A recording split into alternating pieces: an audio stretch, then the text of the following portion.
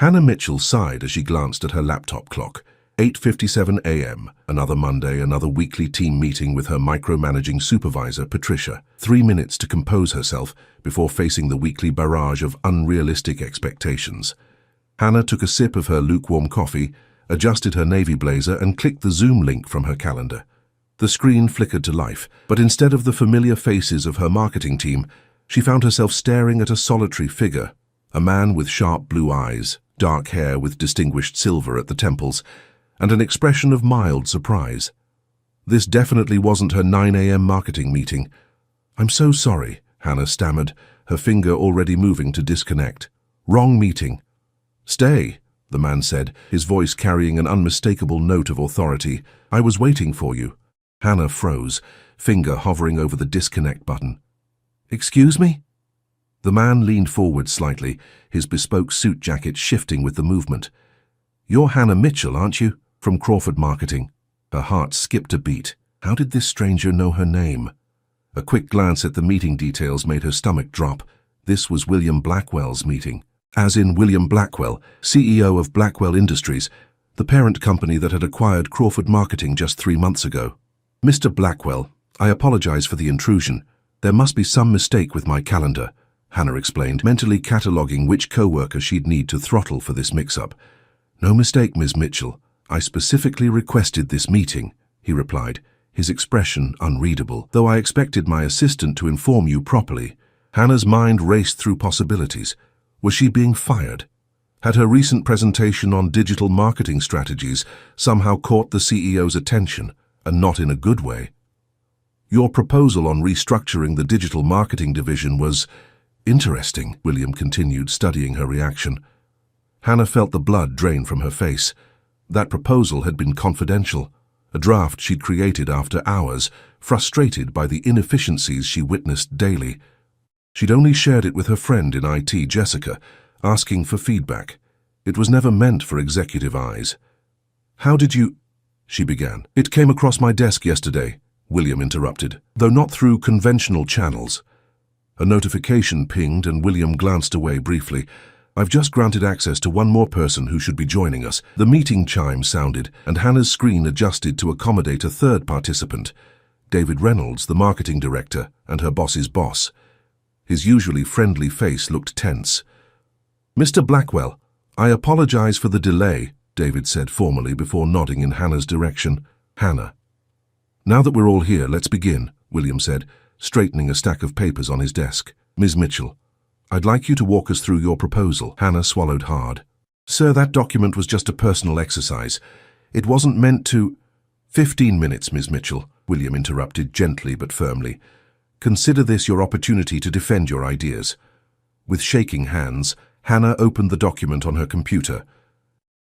What choice did she have? She began explaining her vision for restructuring the digital marketing division, gaining confidence as she spoke about more efficient team configurations, elimination of redundant approval processes, and integration of advanced analytics. As she spoke, she noticed William taking notes, his expression inscrutable. David's face had transitioned from tense to thoughtful, occasionally nodding at certain points. "Your assessment of our current inefficiencies is remarkably accurate," William commented when she finished, "though I wonder about the impact on our more traditional clients." "I've considered that," Hannah replied, finding her voice. "Page 12 outlines a transition strategy that maintains dedicated resources for traditional marketing channels while gradually introducing clients to digital options that could enhance their results." William flipped through his printout, finding the section. One eyebrow raised slightly, the closest thing to approval she'd seen yet. "David," William addressed the marketing director, "your thoughts?" David cleared his throat. "It's bold, certainly. Some of these changes would mean significant restructuring, but—" He paused. "The projected outcomes are compelling. I'm particularly interested in the client retention strategy Hannah's outlined." The conversation continued for another 30 minutes, with William probing deeper into specific aspects of her proposal. Hannah felt like she was defending a dissertation, but with every answer, her confidence grew. "Thank you, David," William finally said.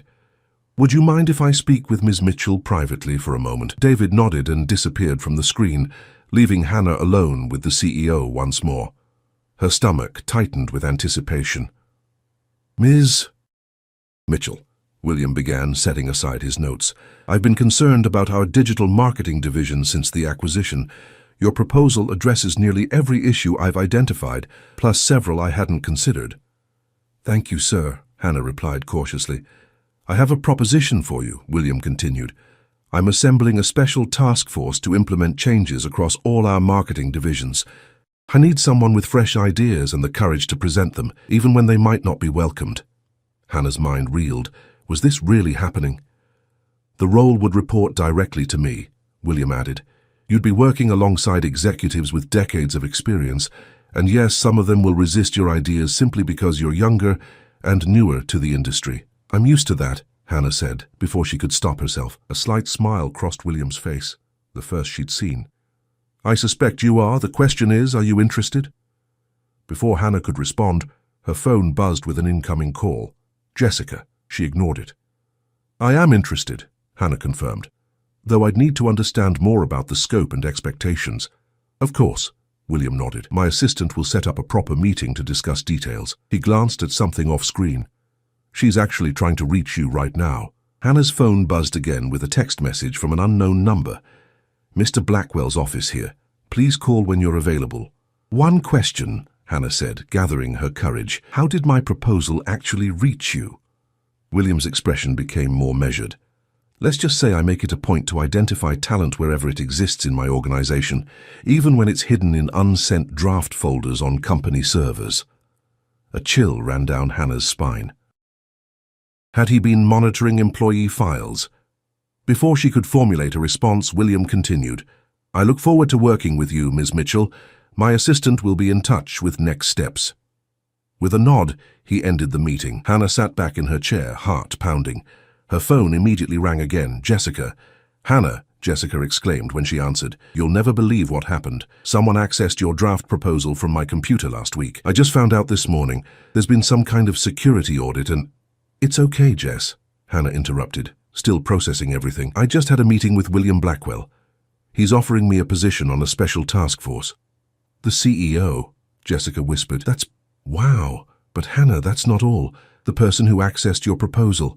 It wasn't Blackwell or IT or anyone from upper management." Hannah's excitement faltered. "Then who was it?" "According to the logs, it was Patricia, your boss." Hannah felt the room spin slightly. Patricia, who had shot down every innovative idea Hannah had presented in team meetings. Patricia, who took credit for Hannah's work on the Johnson campaign. Patricia, who had been notably absent from this morning's team meeting. Her phone pinged with an email notification, a meeting request from William Blackwell's office for tomorrow morning, with a pre-meeting dinner tonight to discuss her vision for the future of digital marketing at Blackwell Industries. Something didn't add up. Why would Patricia send her proposal upward? And why would the CEO of a multi-billion-dollar company take such immediate interest in a mid-level marketing specialist's unsent draft? As Hannah reached for her now cold coffee, her computer chimed with another incoming email from Patricia. The subject line sent another chill through her. "We need to talk now." Hannah stared at Patricia's email for a full minute before opening it. The message was brief but ominous. "My office, 10 a.m. This is not optional." She had exactly 45 minutes to prepare for whatever storm was brewing. Hannah sent a quick acknowledgement and then called Jessica back. "Tell me everything you know," Hannah said without preamble. "The security logs show Patricia accessed your files last Tuesday," Jessica explained. "She downloaded your proposal and emailed it to her personal account. Then yesterday, that same document was forwarded to William Blackwell from an anonymous email address." "Anonymous? How is that possible on the company system?" "It wasn't sent through the company system," Jessica replied, her voice dropping. "It was sent through a Proton Mail account. Untraceable." Hannah paced her small home office, mind racing. "So, Patricia stole my work but then sent it anonymously to the CEO. That doesn't make sense. If she wanted credit, she would have put her name on it." "Unless she didn't want credit," Jessica suggested. "What if she wanted to get you in trouble?" The thought had crossed Hannah's mind. Sending an unsolicited restructuring plan that eliminated several management positions, including potentially Patricia's, could easily be framed as insubordination. But that backfired spectacularly, Hannah murmured. Blackwell liked it. Speaking of which, Jessica continued, there's something else you should know about William Blackwell. He has a reputation for testing people. Testing how? Mind games, unexpected scenarios, throwing people into high-pressure situations to see how they react, Jessica explained. My friend works at his headquarters in Chicago, says Blackwell once fired an entire management team and had junior staff run things for a week just to see what would happen. Hannah's stomach tightened. So this could all be some elaborate test? Or an opportunity, Jessica countered. Either way, you should be careful with Patricia. She's been acting weird since the acquisition. Closed-door meetings, hushed phone calls, something's up. Hannah glanced at the clock, 9:30 a.m. I have to go. I'll call you after I meet with Patricia. Good luck, Jessica said. And Hannah, watch your back. Hannah spent the next 20 minutes researching William Blackwell, uncovering a complex portrait of a business leader with a brilliant strategic mind and unconventional management style. At 42, he'd transformed his father's struggling manufacturing business into a diversified corporate empire through a series of bold acquisitions. Former employees described him as demanding but fair, innovative but calculating. One interview particularly caught her attention. When asked about his hiring philosophy, Blackwell had said, I don't hire people for what they know. I hire them for how they think. Anyone can learn systems and processes. I need people who can see beyond what exists to what could be. At precisely 9:55 a.m., Hannah stood outside Patricia's office, straightening her blazer one last time before knocking. Come in, Patricia's voice sounded strained. Hannah entered to find her boss standing by the window, tension evident in her rigid posture. At 45, Patricia Collins had built her career on playing it safe and following rules. Her office reflected this mindset. Everything organized with military precision, not a paper out of place. Sit down, Hannah, Patricia said without turning around. Hannah complied, waiting silently as Patricia seemed to gather her thoughts. I received a call from David Reynolds this morning, Patricia finally said, turning to face Hannah. Apparently you had quite the meeting with William Blackwell. It was unexpected, Hannah replied carefully. Patricia's laugh held no humor. Unexpected. Yes, I imagine finding yourself in a meeting with the CEO would be unexpected. She sat down across from Hannah. What exactly did you discuss? My proposal for restructuring the digital marketing division, Hannah answered truthfully, watching Patricia's reaction closely. A flicker of something, anger, fear, crossed Patricia's face before her professional mask returned. A proposal you never shared with your direct supervisor. It was just a personal exercise, Hannah explained, repeating what she'd told William. I never intended for it to be circulated. And yet somehow, it found its way to William Blackwell. Patricia's knuckles whitened as she gripped her armrest. Do you know what your little exercise suggests? It suggests eliminating my position entirely. Hannah remained silent, unsure how to respond. 3 months ago, we were an independent agency, Patricia continued, her voice rising slightly. Now we're just another acquisition, fighting for resources and relevance within Blackwell Industries. Some of us have been working tirelessly to prove our value to the new ownership. I understand that. No, you don't, Patricia snapped. You've been here, what, 2 years? I've dedicated 15 years to building Crawford marketing, 15 years of sacrifices you couldn't begin to comprehend. The bitterness in Patricia's voice surprised Hannah. Beneath the rigid exterior was a woman genuinely afraid for her future. I didn't send the proposal to Mr. Blackwell, Hannah said quietly. Patricia's eyes narrowed. Then who did? According to IT, you downloaded it from my drafts folder and forwarded it to your personal email. Patricia's face paled slightly before flushing with anger. You're having me investigated? How dare you? I didn't, Hannah began, but Patricia cut her off. Let me be very clear. If you think cozying up to Blackwell will save you when the inevitable cuts come, you're sorely mistaken. He's not known for his loyalty to employees. The conversation was derailing rapidly. Hannah decided to change tactics. Patricia, I have no interest in taking your job or undermining your position. My proposal was about making our division more efficient, not about eliminating experienced leadership. Patricia studied Hannah for a long moment. You've been offered a position on his task force, haven't you? Hannah nodded reluctantly. And you're meeting him for dinner tonight, Patricia added, confirming she somehow knew about the invitation Hannah had only received an hour ago. Yes. Patricia leaned back in her chair, something calculating replacing the anger in her expression.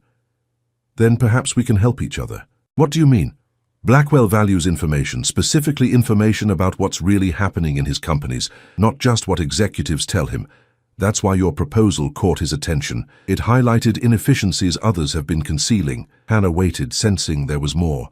I have information that would be very valuable to him, Patricia continued. Information about certain accounting irregularities at Crawford that predated the acquisition, but continue to this day. Hannah felt a chill. You want me to be your informant?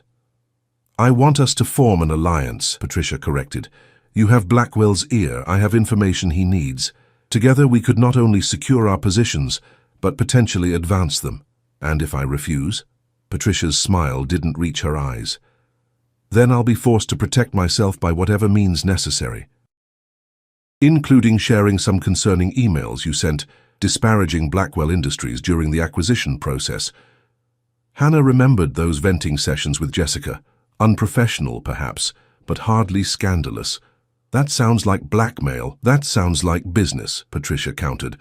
You have until tomorrow morning to decide. Hannah stood, recognizing the dismissal. As she reached the door, Patricia added, One more thing. Your friend in IT, Jessica, isn't it? She should be more careful about accessing security logs. That kind of unauthorized snooping is grounds for immediate termination. The threat was unmistakable. Hannah left without another word, her mind whirling with implications. On her way back to her office, her phone chimed with a text from an unknown number. Car will pick you up at 7 p.m. for dinner with Mr. Blackwell. Business casual. Claire Donovan, executive assistant. The rest of the day passed in a blur of meetings and preparations. Hannah cancelled her evening plans with Ryan, her boyfriend of 6 months, who took the news with surprising irritation. Another rain check, he complained. That's the 3rd time this month. This is important, Ryan, Hannah explained, keeping her voice low as colleagues passed her office. It's dinner with the CEO. It's always something important with you, Ryan sighed. Your career always comes first. The familiar argument threatened to unfold again. Ryan's landscaping business operated on a strict 9-to-5 schedule, and he struggled to understand Hannah's professional ambition. She didn't have time to navigate his insecurities today. We'll talk tomorrow, she promised before ending the call. At 6:30 p.m., Hannah surveyed herself in her hallway mirror. She'd chosen a sleek black dress with a tailored burgundy blazer, professional yet confident. Her normally wavy brown hair was smoothed into a simple updo, and she'd added pearl earrings that had belonged to her grandmother. As she applied a final touch of lipstick, her phone rang. Jessica. I just got called into HR, Jessica said without greeting. Someone reported me for improper system access. Hannah closed her eyes briefly. Patricia. Has to be. They've suspended my access pending investigation. I'm so sorry, Jess. Not your fault, Jessica replied, though her voice was tight with stress. But whatever's happening here goes deeper than office politics, Hannah. Be careful tonight with Blackwell. The buzzing of Hannah's apartment intercom interrupted them. The car had arrived. I have to go, Hannah said. I'll call you later. As the sleek black car pulled away from her apartment building, Hannah felt like she was being carried towards something much bigger and more complicated than a simple dinner meeting. Patricia's threats, Jessica's warning, Blackwell's mysterious interest in her work. None of it quite added up. Her phone buzzed with a text from Ryan. Good luck tonight. Sorry about earlier. Love you. At least one thing in her life was straightforward, Hannah thought, as she texted back a quick thanks. Or was it? Even that relationship had been strained lately, with Ryan's increasing resentment of her career focus. As the car approached one of the city's most exclusive restaurants, Hannah squared her shoulders. Whatever game was being played, she refused to be just a pawn in it. The restaurant was exactly what Hannah expected for a CEO's dining choice, understated elegance with private alcoves for discreet conversation. The maitre d' led her through the dimly lit space to a secluded table in the back, where William Blackwell was already seated, studying something on his tablet. He stood when he saw her, his imposing height accentuated by impeccable posture. Ms. Mitchell, he greeted, gesturing to the chair across from him.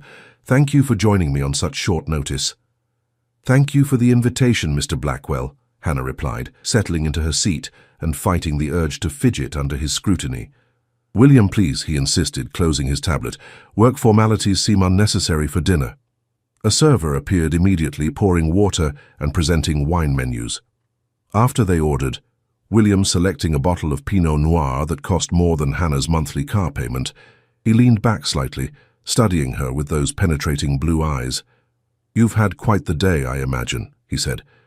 Hannah chose her words carefully. "It's been eventful." A hint of amusement crossed his face. "I'd like to hear about your conversation with Patricia Collins." Hannah nearly choked on her water. "You know about that? I make it my business to know what happens in my companies," William replied, his tone matter-of-fact, "especially when it involves someone I'm considering for a significant position." The wine arrived, temporarily pausing their conversation. After it was poured and the server departed, Hannah took a fortifying sip before responding. "Patricia is concerned about what my proposal might mean for her position," she said diplomatically. "And she threatened you," William stated rather than asked. "Probably something involving old emails or messages that could be taken out of context." Hannah stared at him, unsettled by his accuracy. "How could you possibly know that?" "Because Patricia Collins has used the same tactics on 3 other employees in the past 2 months, William replied, his expression hardening slightly. "It's a predictable move for someone trying to protect their territory." "She also mentioned accounting irregularities at Crawford," Hannah added, watching his reaction carefully. "Predating the acquisition." Something flickered in William's eyes. Surprise, perhaps, or confirmation of a suspicion. "Did she offer details?" "No. She positioned it as information she'd share if I agreed to an alliance." William nodded slowly. "Interesting. And what did you tell her?" "Nothing yet. She gave me until tomorrow to decide." "Wise," he commented, taking a sip of his wine. "Never rush important decisions."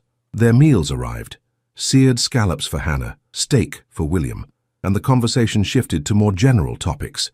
William asked about her background, education, and career path. Hannah found herself relaxing slightly as she described her journey from marketing student to digital specialist. "What brought you to Crawford specifically?" William asked as they finished their entrees. "Honestly, their work-life balance policies," Hannah admitted. "I had offers from larger agencies, but they all expected 60-hour weeks as standard. Crawford promised reasonable hours and remote work flexibility." "And has that held true?" "Mostly," Hannah nodded, "though things have been more intense since the acquisition." "Because of uncertainty or increased workload?" "Both," Hannah replied. "Plus the cultural shift. Crawford was family-owned, very collaborative. Blackwell Industries is more hierarchical." William raised an eyebrow. "You're not afraid to be direct, are you?" "I find it saves time," Hannah said, immediately wondering if she'd gone too far. To her surprise, William laughed, a genuine sound that transformed his serious face. "I agree completely. Directness is undervalued in corporate America." As dessert was served, William steered the conversation toward her proposal. "What inspired it? Most employees at your level don't spend their free time redesigning organizational structures." Hannah considered her answer. "Frustration, initially. I kept encountering the same bottlenecks. Approvals that took weeks, resources split across competing priorities, teams working in silos. The acquisition added new layers of complexity without addressing existing problems." "So you decided to solve it yourself?" "I decided to think through what might work better," Hannah clarified. "I never intended it to be implemented. It was just a thought exercise." William studied her for a moment. "That thought exercise identified inefficiencies that 3 separate consulting firms missed in their post-acquisition analysis. You have good instincts, Hannah." The compliment caught her off guard. "Thank you." "Now about the task force," William continued. "It's not just about reorganizing marketing. It's about integrating Crawford's strengths into Blackwell's broader strategy while eliminating redundancies." "Eliminating redundancies," Hannah repeated carefully. "You mean laying people off?" William didn't flinch. "Some positions will be eliminated, yes. That's the reality of acquisitions, but talent will be reassigned where possible." "And Patricia's position? That depends partly on what you discover about these accounting irregularities she mentioned," William replied, his expression turning serious. "Which brings me to the real reason for this dinner." Hannah set down her dessert fork, suddenly alert. "I need someone on the inside of Crawford's leadership team," William explained. "Someone who can access information without raising suspicions, someone people trust and confide in." Understanding dawned on Hannah. You want me to spy for you? I prefer to think of it as conducting due diligence that should have happened before the acquisition, William corrected smoothly. There are discrepancies in Crawford's financial reporting that my team has flagged. Nothing definitively illegal, but concerning enough to warrant deeper investigation. Hannah felt her earlier unease returning. Why me? Why not use your internal audit team? Because an official audit would alert the very people we're concerned about, William explained, and because you've already demonstrated you can see problems others miss. So the task force position is genuine, William assured her, but it also provides the perfect cover for you to access information across departments. You'll report officially to David Reynolds, but you'll share your findings about these potential irregularities directly with me. Hannah's mind raced. The opportunity was extraordinary, but the ethical implications troubled her. What if I find nothing irregular? Then Crawford's books are clean, and you'll have still contributed valuable insights to the task force, William replied. This isn't about manufacturing evidence, Hannah. It's about finding the truth. She considered his words. And if I decline this particular aspect of the role, William studied her for a moment, the task force position remains yours if you want it. I don't pressure people into ethical compromises. That creates liabilities, not assets. But I think you're curious enough to want to know what's really happening at Crawford. He wasn't wrong. The accountant in Hannah, her first major before switching to marketing, was already analyzing possibilities. I need to think about it, she finally said. Of course, take tonight to consider. William signaled for the check. I'll need your answer at our official meeting tomorrow. As they waited for the car that would take Hannah home, William added, one last thing. Trust no one with this information. Not friends, not colleagues, not significant others. Corporate espionage is more common than you might think. The ride home gave Hannah time to process the evening's revelations. William Blackwell wasn't just testing her with the proposal. He was recruiting her for something that walked a fine line between corporate investigation and industrial espionage. The career opportunity was undeniable, but at what cost to her integrity? When she arrived home just after 10 p.m., she was surprised to find Ryan's car parked outside her apartment building. They didn't have plans, and he rarely showed up unannounced. She found him sitting on her couch, scrolling through his phone. He looked up when she entered, his expression uncharacteristically serious. How was dinner with the big boss, he asked, his tone just slightly off. Interesting, Hannah replied cautiously. What brings you here? Ryan stood, pocketing his phone. Can't I surprise my girlfriend? Of course, Hannah said, setting down her purse. It's just unusual for a weeknight. Ryan approached, kissing her briefly. You look beautiful. That dress is new, isn't it? I bought it last month, Hannah replied, increasingly puzzled by his behavior. Ryan, is everything okay? Just missed you, he said, wandering toward her kitchen. Want some wine? I brought that red you like. As Ryan opened the bottle, Hannah noticed his hands were slightly unsteady. Something was definitely wrong. How's the landscaping project at the Wilsons going? She asked, trying to ease into normal conversation. Ryan paused mid-pour. It's fine. Almost done. He handed her a glass. Tell me about Blackwell. Is he as intimidating as they say? He's intense, Hannah replied carefully. But fair, I think. And this new position he's offering sounds like a big opportunity. Hannah's internal alarms began to sound. She hadn't told Ryan any details about the task force. How did you know about that? Ryan's expression shifted, almost imperceptibly. You mentioned it earlier, remember, when you cancelled our plans. I said I was having dinner with the CEO, Hannah corrected. I never mentioned a new position. The atmosphere in the room changed instantly. Ryan set down his untouched wine glass. Patricia called me, he admitted. She said you were being considered for a promotion and wanted to surprise you with a celebration dinner. She asked what time you'd be home. Hannah felt cold dread settling in her stomach. Ryan, I never gave Patricia your number. She said she got it from HR for emergency contact purposes, Ryan explained, looking increasingly uncomfortable. Was that not true? Hannah's mind raced. Patricia had been trying to find out when she'd be home and had sent Ryan to gather information about her dinner with William. Ryan, Hannah asked carefully, what exactly did Patricia ask you to do tonight? He hesitated, guilt crossing his features. Just to find out what you and Blackwell discussed. She said it was important for planning your surprise promotion party. Hannah felt sick. Patricia was using her boyfriend as an unwitting spy.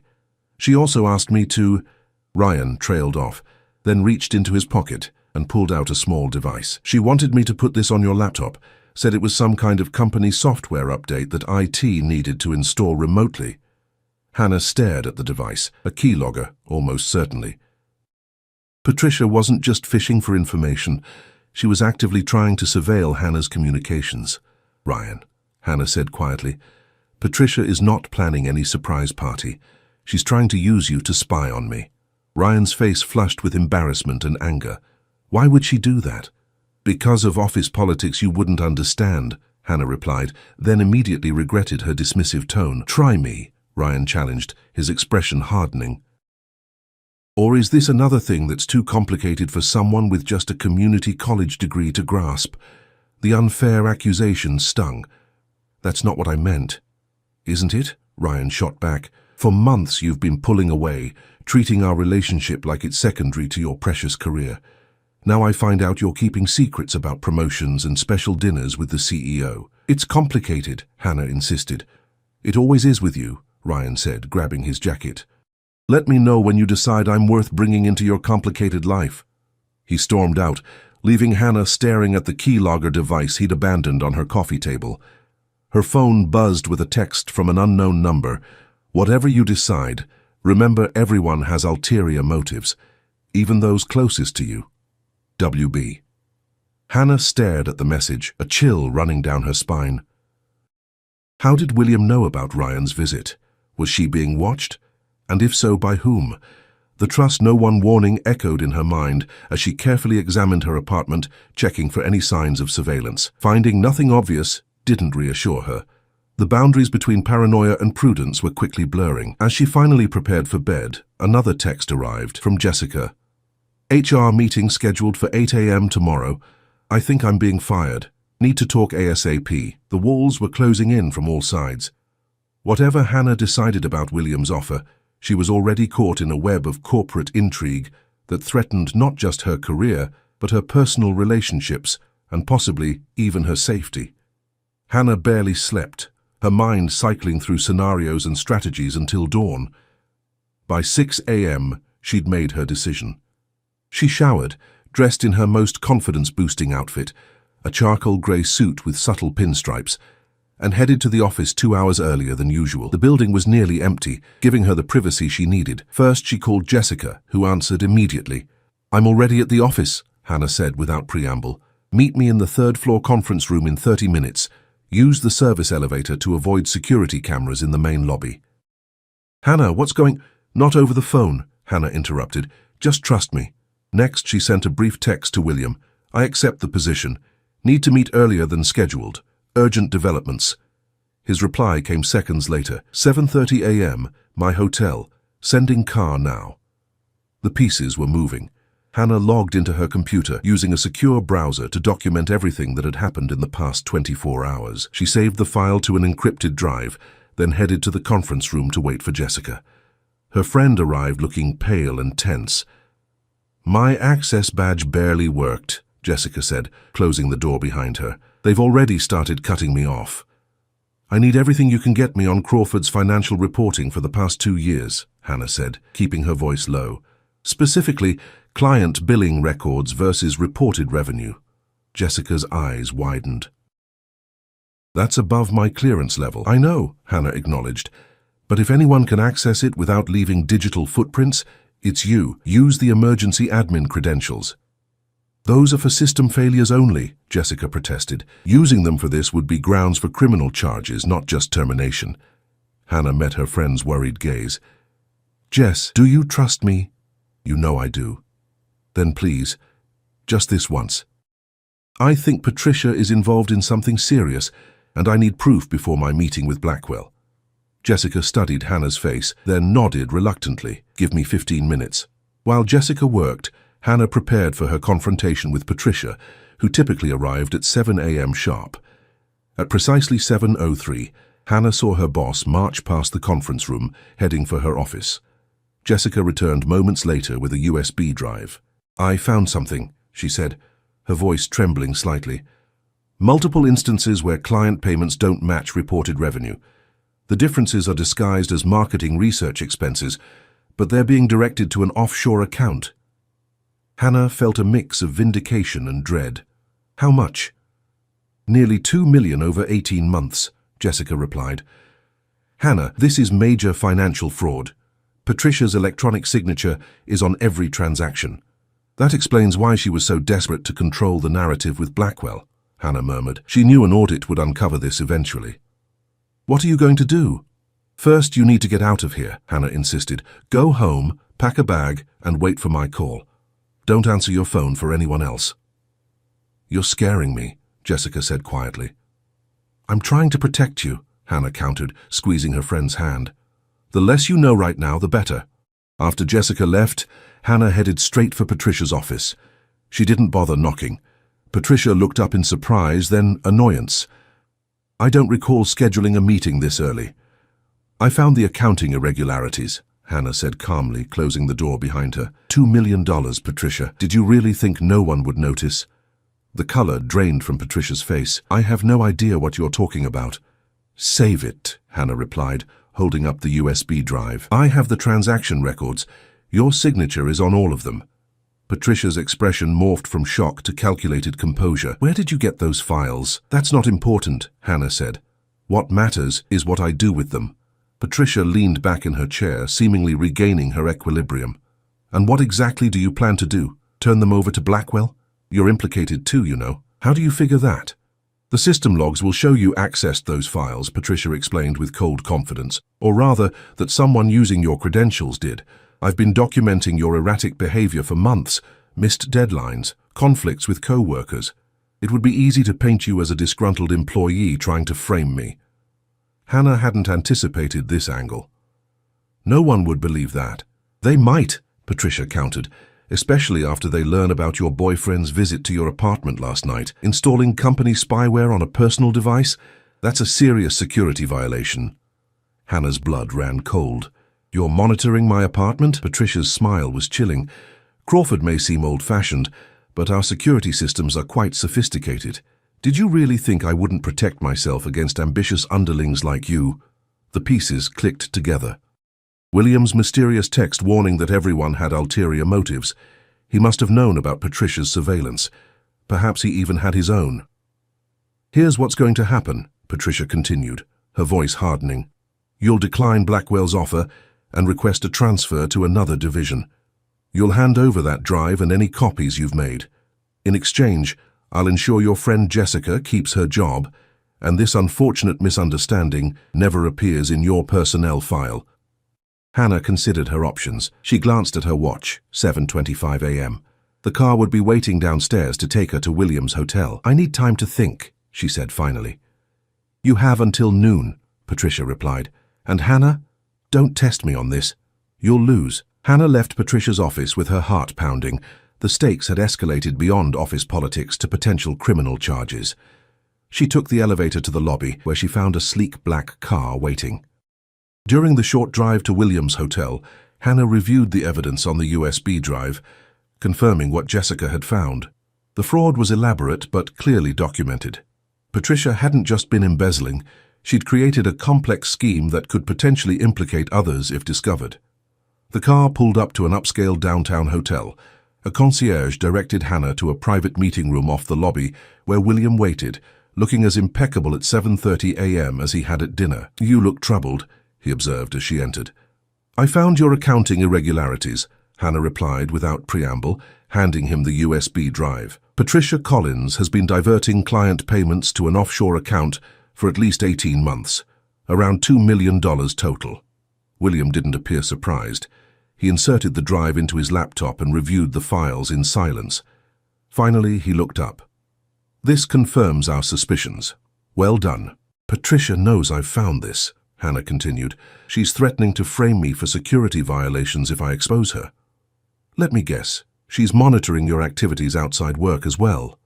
Hannah nodded.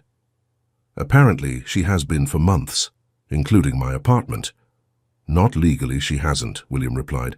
Corporate surveillance of employees in their private residences without explicit consent is a federal crime. Then why would she admit to it? Because she's desperate, William said simply. And desperate people make mistakes. He opened his briefcase and removed a folder, sliding it across the table to Hannah. This contains everything our security team has uncovered about Patricia's activities since the acquisition. We've been building a case against her, but needed the final pieces you've just provided. Hannah flipped through the documents, detailed reports of financial discrepancies, timeline of suspicious activities, even transcripts of conversations Patricia had with offshore banking representatives. You knew, Hannah said quietly. You knew all along. We suspected, William corrected, but suspicion isn't proof. We needed someone on the inside to help connect the dots. Why not just fire her during the acquisition?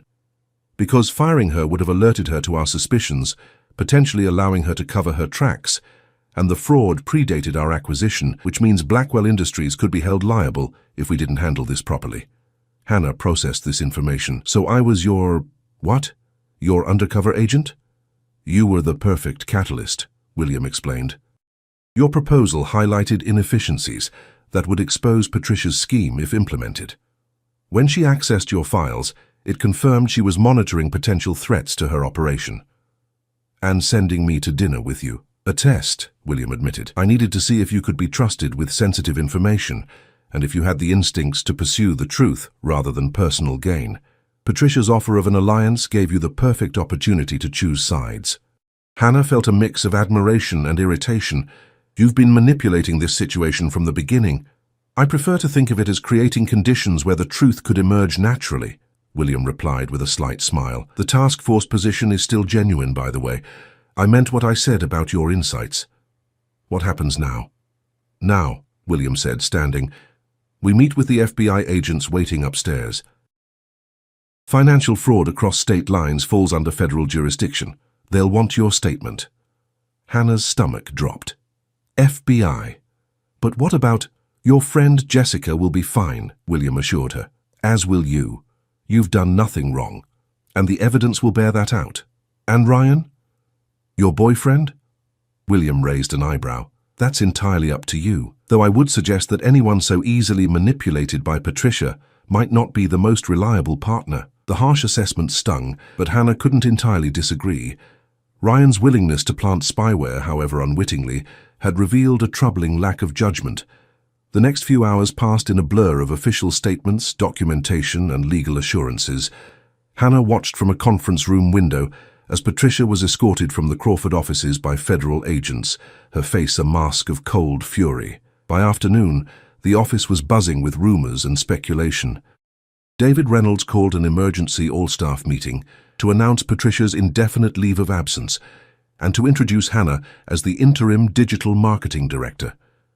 The shocked expressions of her former teammates almost made the stress of the past 24 hours worthwhile. Almost.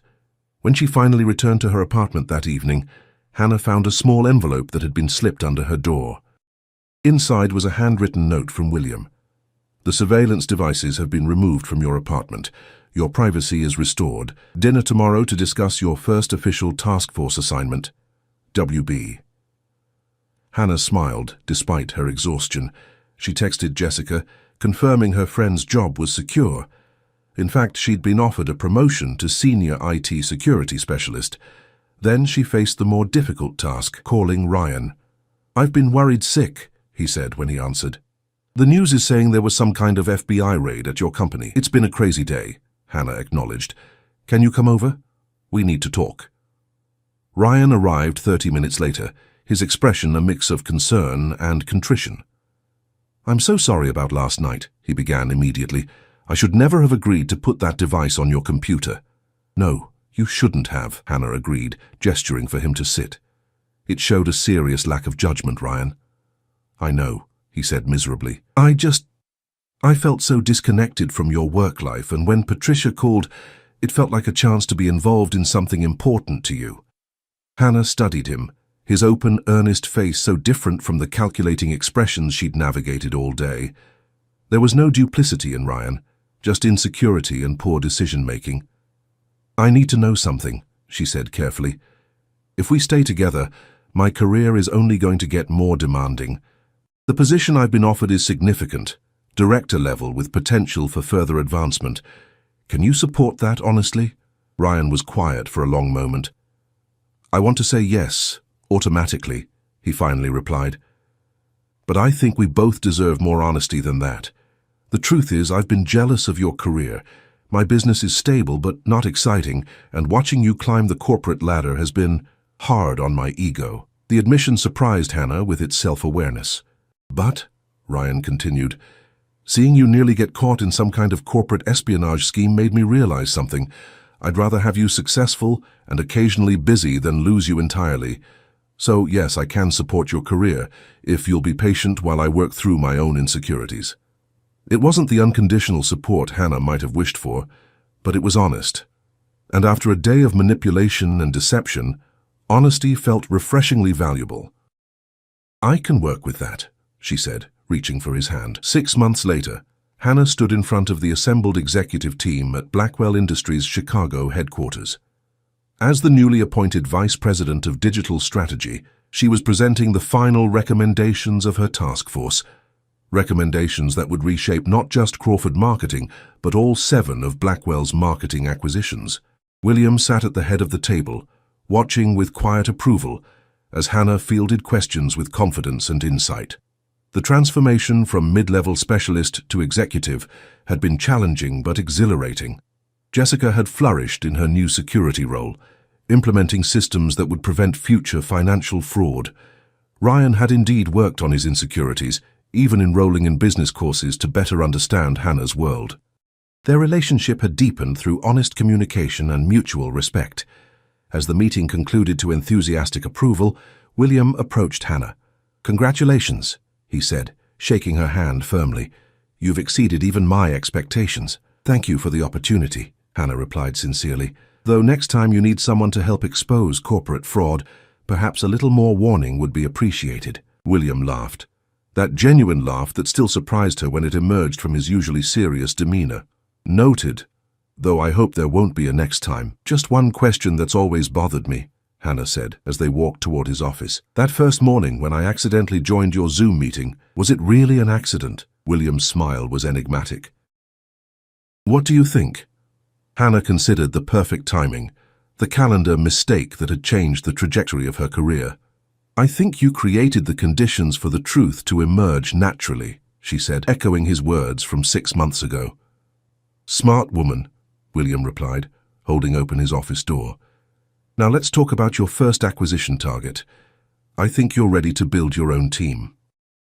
As Hannah entered his office, she reflected on how a single wrong Zoom meeting had led to this moment, exposing fraud, advancing her career, and even strengthening her personal relationships through honest communication. Sometimes, the wrong meeting turned out to be exactly right.